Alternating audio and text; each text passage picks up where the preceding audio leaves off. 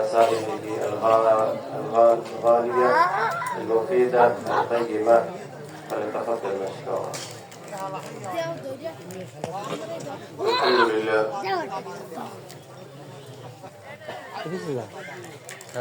الحمد لله وكفى، والصلاة والسلام على من لا نبي بعده. أما بعد، فأعوذ بالله من الشيطان الرجيم. بسم الله الرحمن الرحيم. إن الله لا يغفر أن يشرك به ويغفر ما دون ذلك لمن يشاء، ومن يشرك بالله فقد ضل ضلالا بعيدا. وقال تعالى: ويعبدون من دون الله ما لا يضرهم ولا ينفعهم ويقولون هؤلاء شفعاؤنا عند الله. قال تعالى: ما نعبدهم إلا ليقربونا إلى الله زلفى. قال تعالى: كنتم خير أمة أخرجت للناس تأمرون بالمعروف وتنهون عن المنكر وتؤمنون بالله. صدق الله العظيم. أيها الأحباب الكرام، سرني وأعجبني بعض أمور بنغلاديش، خصوصا حبهم بالعلماء ومشاركتهم في الحفلات الدينية وخروجهم في سبيل الله تعالى للدين للرحلات الدعوية. فرأيت أكثرهم ما شاء الله صورتهم مثل صورة العلماء، كأنك لا تعرف هل هو من العلماء أم من عامة الناس. فهذا بسبب حبهم مع العلماء. فهذا الترتيب صار لي كثيرا، فأنا أشكر الله تعالى أولا على هذه البيئة المباركة الطيبة الدينية، ثم أشكر هؤلاء العلماء وأهل الدعوة الذين يجتهدون على الناس الجهود المختلفة. كما رأيت في بنغلاديش كثيرا من الجهود الدينية، سأذكر بعدها إن شاء الله تعالى. আলহামদুলিল্লাহ, মেহমান শিরিকের বিরুদ্ধে এবং দাওয়াতের সম্পর্কে কয়েকটা আয়াত করেছেন। বিশেষ করে ইন্নাল্লাহ লা ইয়াগফিরু আন ইউশরাকা বিহি ওয়া ইয়াগফিরু মা দুনা যালিকা লিমান ইয়াশা। অর্থাৎ আল্লাহ তাআলা শিরিকের গুনাহ নিয়ে যারা মারা যাবে তাদেরকে আর মাফ করবেন না। অন্য গুনাহ নিয়ে মারা গেলে যাকে মন চায় মাফ করে দেবেন। একটা আয়াত বলেছেন, كنتم خير أمة أخرجت للناس تأمرون بالمعروف وتنهون عن المنكر وتؤمنون بالله। তোমাদেরকে সৃষ্টি করাই হয়েছে উম্মতে মুহাম্মাদি, মানুষকে আল্লাহর দিকে দাওয়াত দেওয়ার জন্য, সৎ কাজের আদেশ দেওয়া, অসৎ কাজ থেকে বাধা দেওয়া, নিষেধ করার জন্য এবং ঈমান আনার জন্য।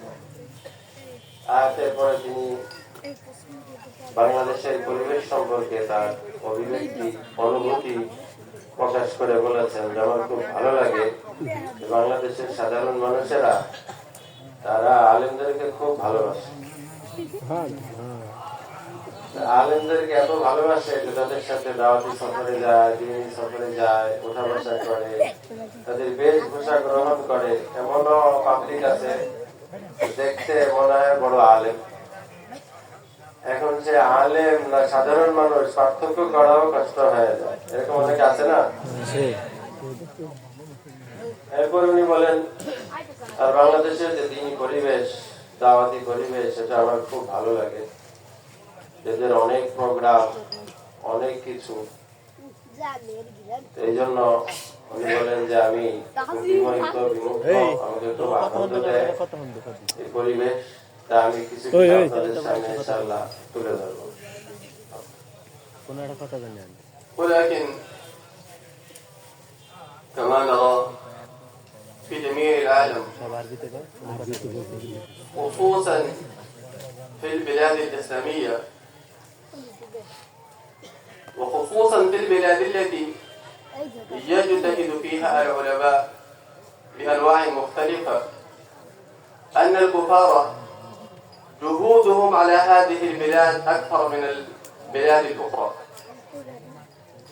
وهم يحاولون أن تنقطع العلاقة بين العلماء والعوام، لأن الناس إلى ما يكونون مرتبطين بالعلماء جهود الكفار إن شاء الله لا تفيد الكفار شيئا، ولكن إذا انقطع العوام من العلماء وانقطع العلاقة بينهما فالكفار محاولاتهم وجهودهم ستكون مفيدة. أنا أرجوكم إن شاء الله أن تكونوا مرتبطين بالعلماء إلى الموت، وهذا ستكون نصيحتكم إن شاء الله إلى أولادكم. সারা বিশ্বেই আমাদের শত্রু যারা কাফের মুশরিক, তাদের একটা বড় প্ল্যান এবং প্রচেষ্টা থাকে সাধারণ মানুষদেরকে আলেমদের থেকে আলাদা সম্পর্কটা নষ্ট করা, আছে না? এই ব্যাপারে খুব চেষ্টা করে, কিন্তু যদি আলেমদের মেহনত এবং চেষ্টার বদৌলতে জনগণ আলেমদের সাথে মিলে থাকে, তাহলে কাফেররা যতই চেষ্টা করুক আলাদা করতে পারবে না। আর আলেমদের সাথে আওয়ামরা সাধারণ মানুষ যতদিন মিলে থাকবে ততদিন তারা হকের উপর থাকবে, দ্বীনের উপর থাকবে, কেউ তাদেরকে দ্বীন থেকে হটাইতে পারবে না।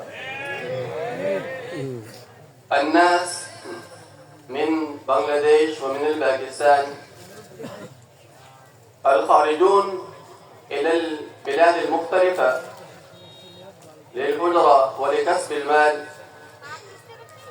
ونحن رأينا هناك بعض الناس وبعض الأماكن المكتوب عليه المسلمون الداخلون في الكفر، نعوذ بالله من هذا لنا ولجميع المسلمين. فبعدما رأيتهم وزرنا هؤلاء الناس فقالوا كنا أول المسلمين، وبعدما أتينا هذه الأماكن وهذه البلاد فهؤلاء النصارى اجتهدوا علينا وقسموا بيننا المال وأعطانا كثيرا من المال ونحن الفقراء، فهؤلاء الناس كلهم دخلوا في الكفر، نعوذ بالله. فنحن أولادنا يذهبون إلى الخارج، فلا بد أن يكون لنا هذا الفكر وهذا الهم أن يكونوا مرتبطين بالعلماء هنا وبالرحلة الدعوية هنا أيضا، كما هنا ارتباطهم بالعلماء والعلاقة. আলেম বলতেছেন এদেশ থেকে, পাকিস্তান থেকে, অন্যান্য দেশ থেকে, ইউরোপ অথবা অন্যান্য বিদেশে, বিধর্মীদের দেশে, কাফেরদের দেশে অনেকে চাকরির জন্য যায়, লেখাপড়ার জন্য যায়, যায় না? আমি ওখানে সফর করে দেখেছি অনেকেই আগে মুসলিম ছিল, এখন তারা কাফের, খ্রিস্টান অথবা নাস্তিক হয়ে গেছে। নাউজুবিল্লাহ। এইটা তাদের সাথে কথা বললাম, এর কারণ হিসেবে তারা বললো যে আমরা তো আগে মুসলমানই ছিলাম, কিন্তু এই দেশে আসার পর এই খ্রিস্টান এবং অন্যান্য নাস্তিক যারা আছে তারা আমাদেরকে প্রথমে অঢেল টাকা দিয়েছে, বিভিন্ন সুযোগ সুবিধা, লোভ লালসা দিয়েছে, এরপর আস্তে আস্তে আমাদেরকে বদ্দিন কাফের বানিয়েছে।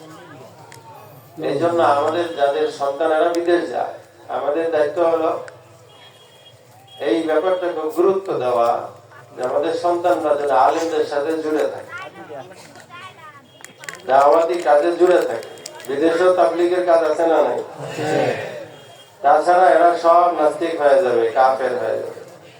এই দেশেও যেমন আমাদের দ্বীনি দাওয়াত চলে, বিদেশে গিয়েও যেন দ্বীনি দাওয়াত চলে, সন্তানদেরকে ওরকম বানাইতে হবে।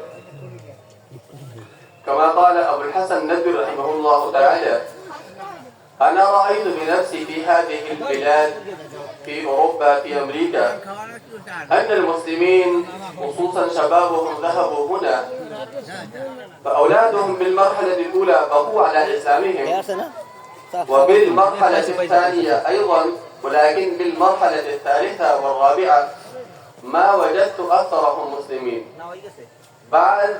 بل إنهم تغيروا ونعوذ بالله صاروا كفارا ونصارى.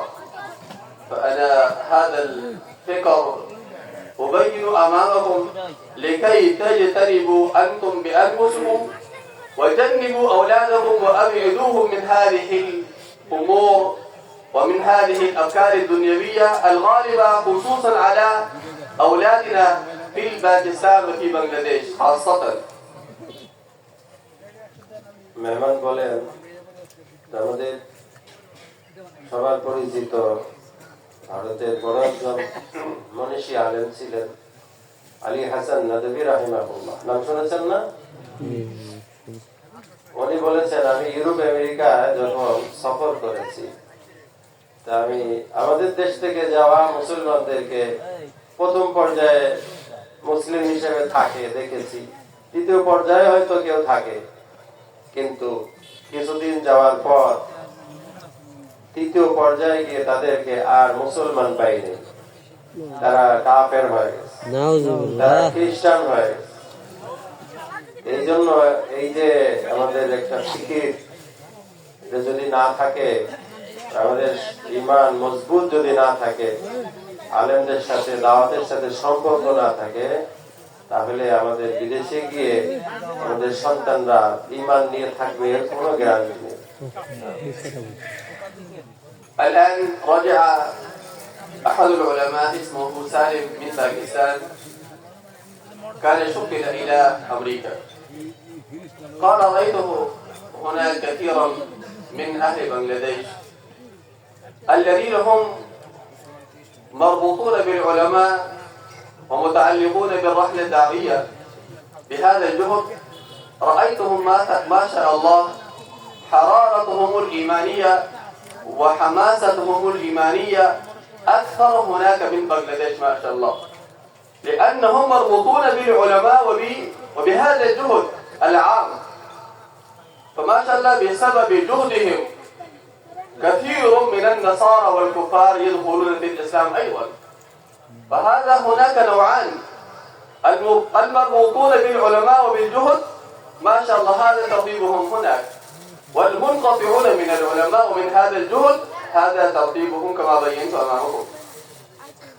তিনি বলেন, পাকিস্তানের সালেম নামক একজন আলেম, যিনি দাওয়াতি কাজে এই ইউরোপ আমেরিকায় ছিলেন, তিনি কারগুজারি শুনিয়েছেন, যেখানে বাংলাদেশের কিছু প্রবাসীদেরকে আমি পেয়েছি যারা আলেমদের সাথে দায়ীদের সাথে এই দাওয়াতি কাজে জুড়ে থাকার কারণে তাদের অবস্থা এমন হয়েছে, এই দেশে থাকতে তাদের ইমানি যে চেতনা, ইমানি যে বুঝ যা ছিল ওটা আরো বেড়ে গেছে। এমনকি তাদের দাওয়াতি কাজে প্রচারণায় ওই দেশের খ্রিস্টানরা ইসলাম গ্রহণ করতে, তাহলে ওই দেশের মানুষ প্রবাসীরা দুই পদে, কেউ তো কেউ ইমান হারিয়ে খ্রিস্টান হয়, আর কেউ ওখানে গিয়ে ইমান শেখে আর খ্রিস্টানদেরকে মুসলমান বানায়। فهذه التربية الإسلامية واجب على الأبوين للأولاد، كما يقول الله تعالى في القرآن: يا أيها الذين آمنوا قوا أنفسكم وأهليكم نارا. قال الشيخ مفتي تقي عثماني مد ظله العالي: رأيت كثيرا من الناس المصلون بالصف الأول ويذهبون إلى الحج فرارا ما شاء الله ويواظبون على الأعمال الإسلامية الدينية، ولكن أولادهم لا يبالون بأي أمر من الأمور الإسلامية والدينية، وهذا الأب والأم ليس عندهم أي فكر ولا يتفكرون في هؤلاء الأولاد. فهذا الأب بسبب هذه الأولاد لكان أن يدخلوا النار بسبب فقدان تربيتهم لأولادهم. ولأجل هذا فلنتفكر في أولادنا أيضا ولنربهم تربية إسلامية. هذا واجب علينا كما يجب علينا كثير من الفرائض من الصلاة والصيام. فهكذا الله تعالى كتب علينا وفرض علينا تربية أولادنا أيضا إن شاء الله.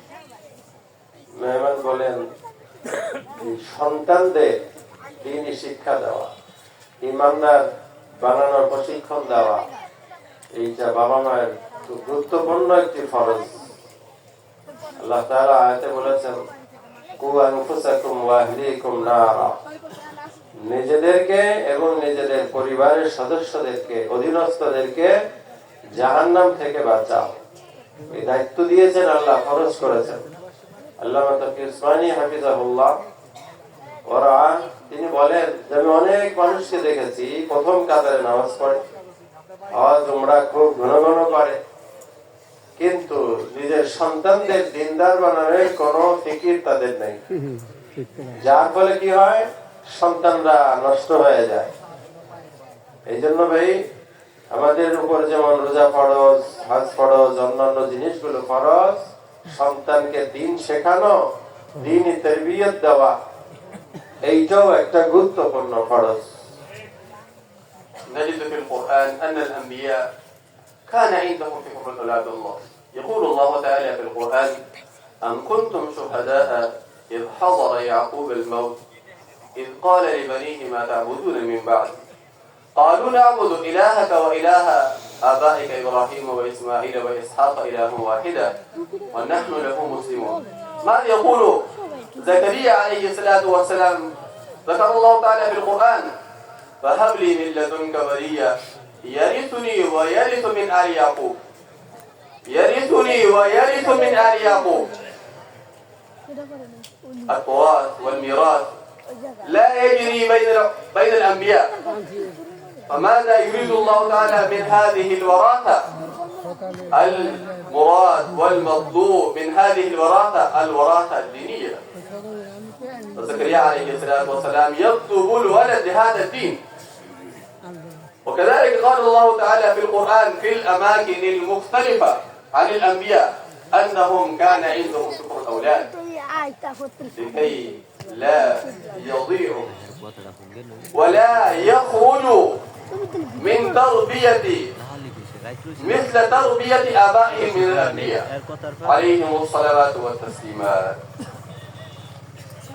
মেহমান বলেন সন্তানের চিন্তা, অর্থাৎ সন্তানের ঈমানের চিন্তা, দ্বীনের চিন্তা, ইলমের চিন্তা, এইটা নবীদের কি পরিমাণ ছিল কোরআনে অনেক আয়াত।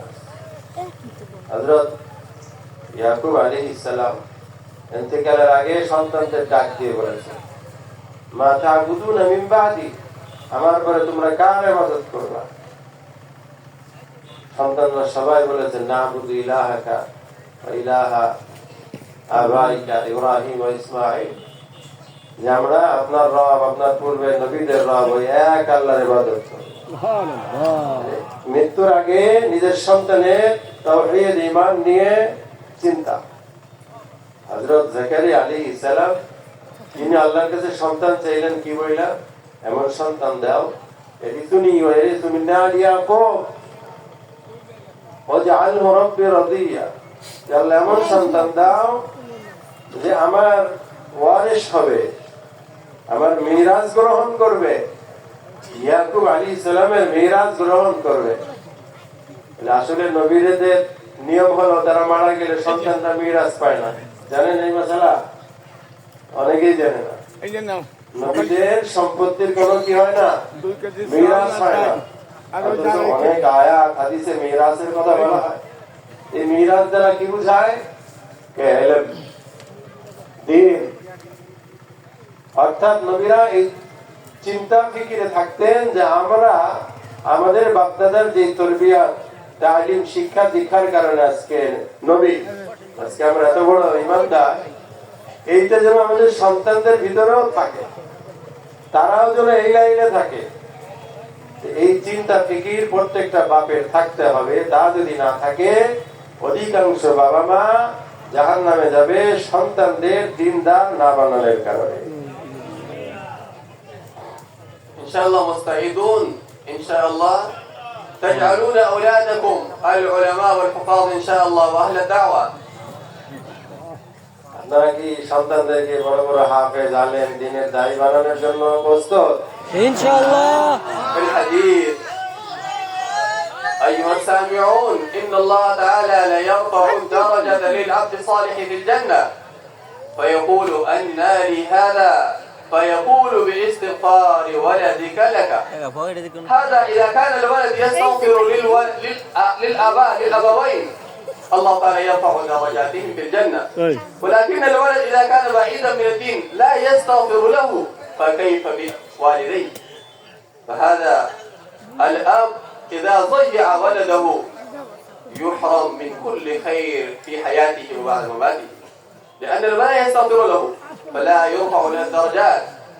لأن كثيرا من الآباء يدخلون النار بسبب معاصيهم، ولكن بسبب استغفار أولادهم لهم الله تعالى يدخلهم الجنة كما في كثير من الأحاديث.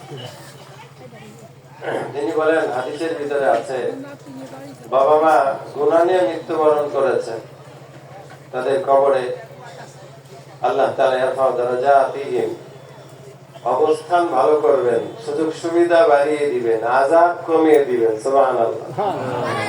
তারা ফেরেশতাদের জিজ্ঞাসা করবেন এটা কি কারণে? ফেরেশতারা উত্তর দিবে ইস্তিগফারি ওয়ালাদিকা লাক, তোমার সন্তান তোমার জন্য আল্লাহর কাছে মাফ চেয়েছে, এই জন্য আল্লাহ তোমার জন্য এই ব্যবস্থা করেছে। যদি বলেন যে সন্তানকে যদি দিনদার না বানান, এইভাবে মারা যান, তাহলে আপনি তো এই সুবিধা পাবেন না। সে আপনার জন্য আল্লাহর কাছে মাফ চাবে না, ইস্তিগফার করবে না। হ্যাঁ, জান্নাতেও আমার অবস্থান ভালো হবে না। আপনি বলেন অনেকে মারা গেছে তো এমন অবস্থায় জাহান্নামী হয়ে, কিন্তু সন্তানদের দোয়ার ইস্তিগফারে আল্লাহ তাদেরকে জান্নাতি বানায় দেবেন। সন্তান যদি আমরা এরকম সন্তান রেখে না যাই, দুনিয়াও আমরা বঞ্চিত, আখিরাতেও বঞ্চিত। وفي حديث ضعيف جاء رجل إلى أمير المؤمنين عمر رضي الله تعالى عنه وقال له لي ابن هو يضربني ويعقني، فقال هل يمكن أن يكون الولد عاقا لوالديه ويضربه؟ ما سمعت مثل هذا. فطلب ابنا له، وبعدما جاء ابنه قال يا أمير المؤمنين هل لي من حق على أبي أم كل حقوقه عليه؟ فقال لك حق على أبيك مثل ما له حق عليه. فقال ماذا لي من حق عليه؟ فقال ثلاثة. তিনি বলেন ওমর ইবনে খাত্তাব রাদিয়াল্লাহু তাআলা আনহুর কাছে একদিন এক বাবা এসে সন্তানের নামে বিচার দিচ্ছে যে আমার সন্তান আমার অবাধ্য, আমার কথা শোনে না, আমার হক আদায় করে না এবং মাঝে মধ্যে আমারে মারে। ওমর রাদিয়াল্লাহু তাআলা আনহু অবাক হয়ে গেলেন, সন্তান আমার এরকম হতে পারে, বাপ মার কথা শোনে না। তো উনি ওই সন্তানকে ডাকায় আনলেন, জিজ্ঞাসা করলেন কি ব্যাপার, তোমার বাবা যা বলে সত্য? তিনি বললেন যে শুধু আমি বাবার হক আদায় করবো এটাই, নাকি আমার জন্য বাবার কাছে কিছু হক আছে? তখন তিনি বললেন হ্যাঁ, তোমার যেমন হক আছে তোমার বাবারও হক আছে। তো বললেন যে তোমার হক আছে তিনটা। أولها أن يكون الولد يعرف أخواله، معناه ألا تكون أمه بغية ذات حسب. فإذا كانت الأم من أهل الدين لابد الأولاد تكون أهل الدين، وأما الأم إذا كانت من غير أهل الدين فكيف يمكن أن تكون أولادها أهل الدين؟ لأن الولد يكون مثل الأم ومثل الأب. فأول حقوق أولادنا علينا أن تكون أمهاتهم أهل الدين. فأنه إذا نحن نريد أن ننكح أبناءنا فلا بد أن تكون زوجتهم من أهل الدين. তিনি বলেন প্রথম হক হলো সন্তানের জন্য ভালো মা নির্বাচন করা, দিনদার, এরকম দিনের বুঝওয়ালা পরহেজগার মা এনে দাও। মা যদি ভালো না হয় সন্তান ভালো হবে কিভাবে? এই জন্য ভালো সন্তান পেতে হলে দায়িত্ব হলো ভালো মা নির্বাচন করতে হবে। ভালো বলতে ঈমানে ভালো, আমলে ভালো, আখলাকে ভালো, সেজন্য দুশ্চরিত্রবান না হয়, বেপরদা না হয়, বেহায়া না হয়। এই জন্য বলেছেন যে 1 নম্বর বিবাহের ক্ষেত্রে নিজেরাও ভালো স্ত্রী আনবো, 2 নম্বর ছেলেদেরকে বিয়ে করানোর সময় ভালো পুত্রবধূ আমরা নির্বাচন করবো, তাহলে দিনদার সন্তান নাতিপুতি পাওয়া যেতে পারে। قال أشرف علي ثاني رحمه الله تعالى حكى قصة في كتابه وكتب وقال كان أحد من الملوك أرسل ولده للجهاد فجاء هناك الخبر أن ولدك هرب وهزم فجاء إلى زوجته وكان آسفا وقال إن ولدك هرب وهزم. فقالت أمه لا يمكن هذا، أنا لا أسلم هذا، لا أقبل.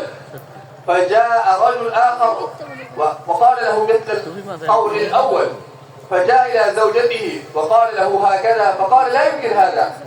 فبعد هذه المرة الثالثة جاء رجل وقال الحمد لله تعالى، الحمد لله الذي فتح لولدك فتحا عظيما فتحا مبينا.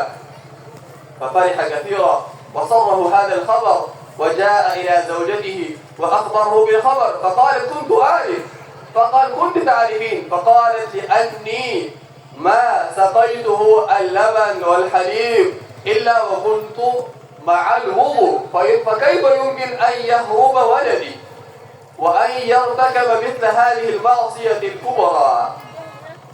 তিনি বলেন আশরাফ আলী থানভী রাহমাতুল্লাহ আলাইহি তার বইতে একটা ঘটনা উল্লেখ করেছেন যে একজন বাদশা তার সন্তানকে পাঠিয়েছেন যুদ্ধ করার জন্য, সেনাপতি বানিয়ে। হঠাৎ সংবাদ আসলো যে তোমার ছেলে যুদ্ধে পরাজয় বরণ করেছে, হেরে গেছে। এই কথা শুনে উনি স্ত্রীকে বললেন যে তোমার ছেলে কি করছে দেখছো, যুদ্ধে হেরে গেছে। মা বলতেছে এটা আমি বিশ্বাস করি না, আমার ছেলে হারতে পারে না। আর এক লোক এসে একই সংবাদ, এই মা বলে না আমার ছেলে হারতে পারে না। আর একজন এসে বলতেছে তাই। লাস্টে একজন এসে বলতেছে যে তোমার ছেলেকে আল্লাহ তাআলা বিশাল বিজয় দান করেছে। স্বামী খুব খুশি, স্ত্রীর কাছে গিয়ে বলতেছে তোমার ছেলে তো এবার জিতে গেছে। কারণ আমি তো জানতাম আমার ছেলে হারবে না, জিতবে। তুমি কেমনে জানতে? কারণ আমি তাকে যতবার দুধ পান করাইছি ওযুর সাথে দুধ পান। قال الشيخ تقي عثماني كم مضت من الأمهات إنهن يسقين أولادهم اللبن وكن مواضعات. فهذا أيها الأحباب الكرام تربية الأم، فلا بد أن تكون أمهم صالحة وأهل الدين. তিনি বলেন তাকে উসমানী হাফিজাহুল্লাহ উল্লেখ করেছেন এরকম বহু মায়ের বর্ণনা ইতিহাসে পাওয়া যায় যারা তাদের সন্তানদেরকে ওযু ছাড়া দুধ পান করাইতেন না। এটা হলো মা চান যে আমার সন্তান যেন একজন নেককার সন্তান, একজন দিনদার হয়, পরহেজগার হয়। এটাই হলো মায়ের শিক্ষা। এই জন্য যে এটা আসলে আপনাদের মাসালা বলি, ওযু করা এটা জরুরি না, ফরজ না, ওয়াজিব না, সুন্নাত না, মুস্তাহাব না, কিন্তু এটা হলো যে আমার সন্তান আরো পবিত্র হোক, আরো দিনদার হোক, এই জায়গা থেকে যথাসাধ্য ওদের সাথেই আমরা চেষ্টা করব, কিন্তু এটা নিয়ে আবার বেশি যেন আমরা কষ্ট না পড়ি।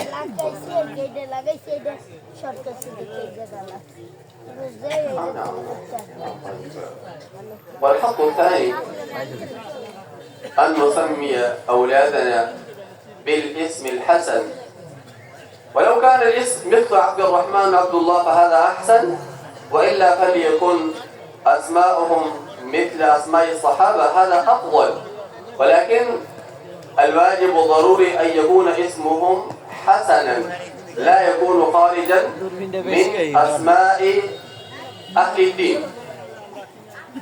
তিনি বলেন ওই ওমর রাদিয়াল্লাহু আনহু যে সন্তানের জন্য বাবার হক প্রথমটা তো গেল ভালো মা এনে দেওয়া, আর দ্বিতীয়টা হলো নাম সুন্দর রাখা, সুন্দর নাম রাখতে হবে।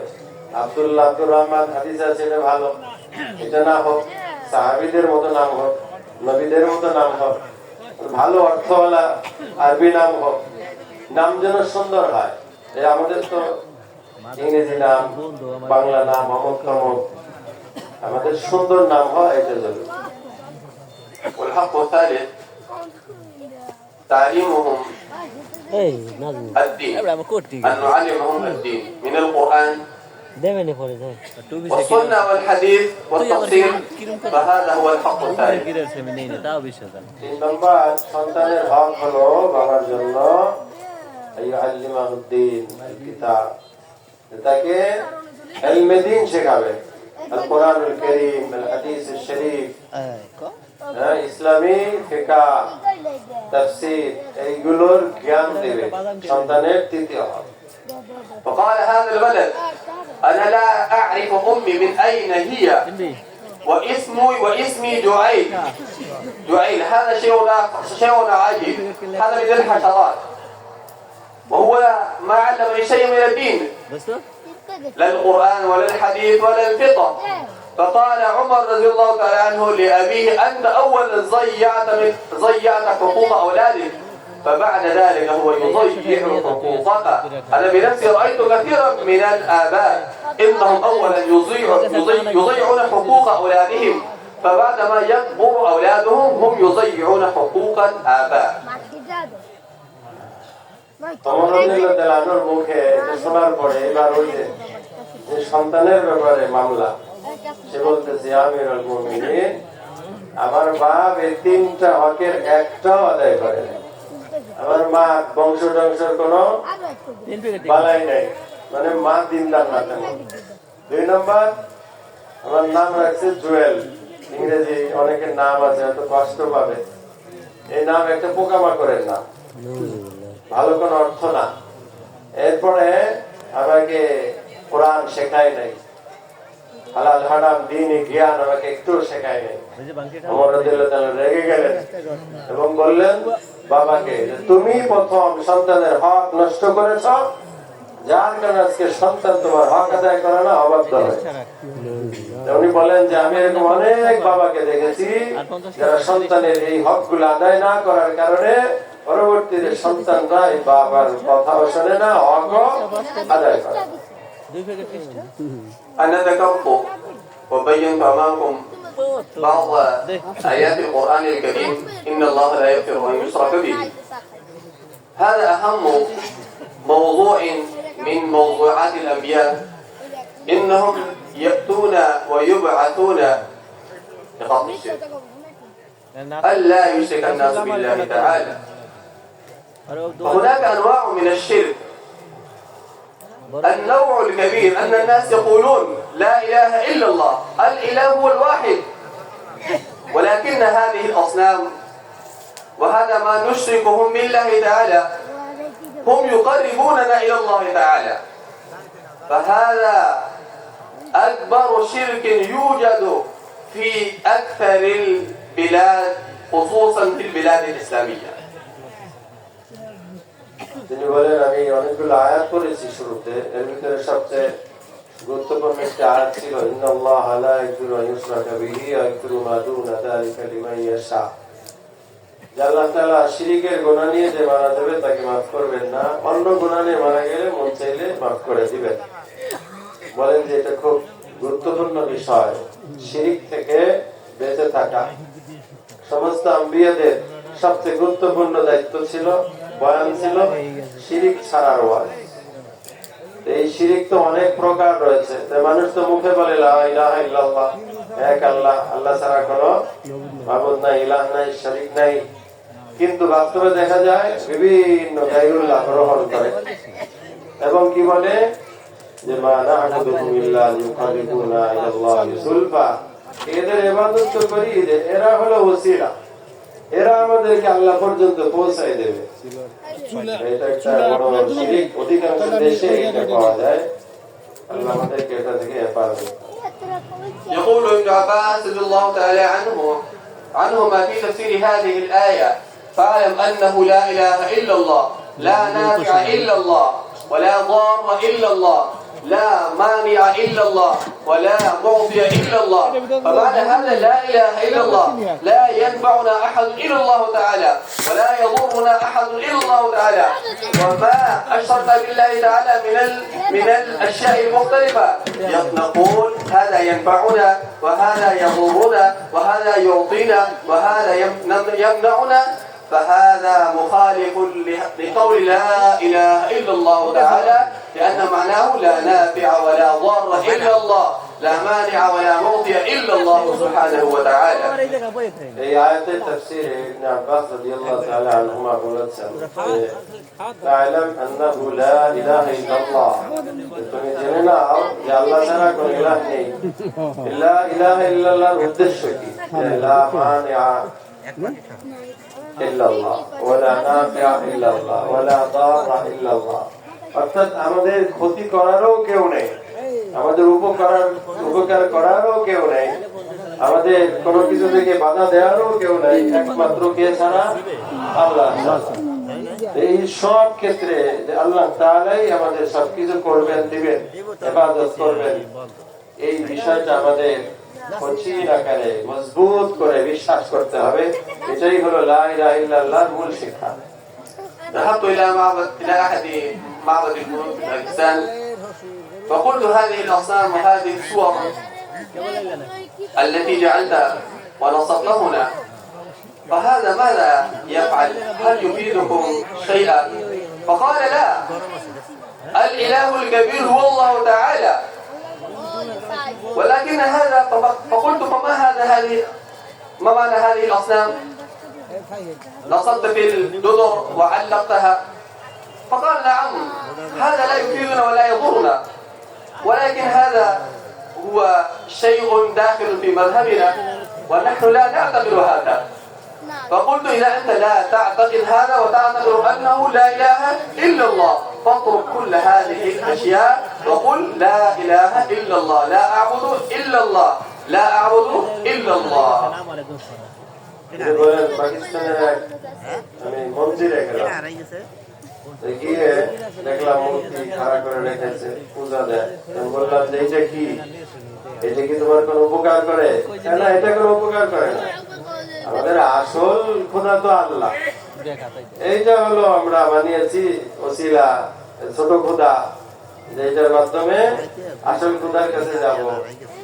আসলে তখন আমি বললাম যে এগুলো সব ছাড়ো, আসল জনকে ধরো, একজনকেই ধরো, ঠিক আছে না?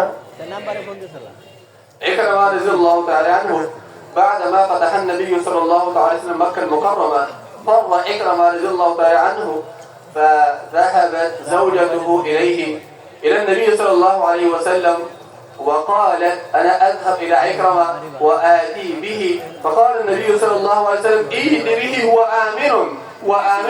فهذه ذهبت إلى البعيد وهو كان جالسا في السفينة وكان ذاهبا إلى اليمن، فقالت له إن النبي صلى الله عليه وسلم آمنك، فجاء وقال رأيت في السفينة أن مالك السفينة يقول بعدما جاء السيل على السفينة وكاد أن يغرق، فقال هذا الوقت لا تعبدوا إلا الله ولا تنادوا إلا الله.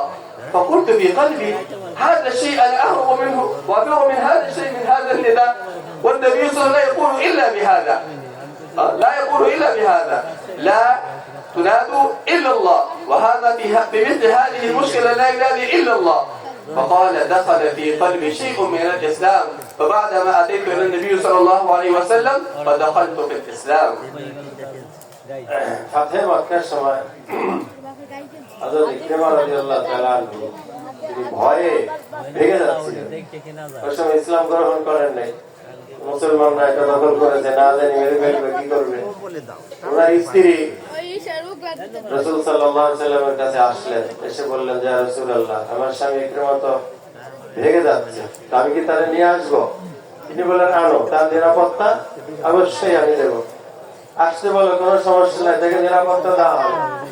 উনি ছুটলেন। এরপরে উনি ভেগে যাচ্ছিলেন একটা জাহাজে করে। তিনি এসেছেন কিন্তু একটা গল্প শুনিয়েছেন। জাহাজ যে সময় পানি সাগরে চলছিল, হঠাৎ করে এমন তুফান, এমন ঝড় উঠেছে যে ওই নাবিক যে ছিল সে তো মুশরিক ছিল, এমনকি সে মূর্তির পূজা করতেছিল, মূর্তিকে ডাকতেছিল। প্রচন্ড ঝড়ের সময় ভয়ে সব ফেলে দিয়ে, সব বাদ দিয়ে বলতেছে যে এখন এক আল্লাহ ছাড়া আর কাউরে ডাইকা লাভ নাই। এটা দেখে অবাক হয়ে গেলেন যে এক আল্লাহকে ডাকার যে মিশন, সেটার ভয়ে আমি ভেগে যাচ্ছি, অথচ এই বিপদে পড়লে তো শুধু তাকেই ডাকা লাগে।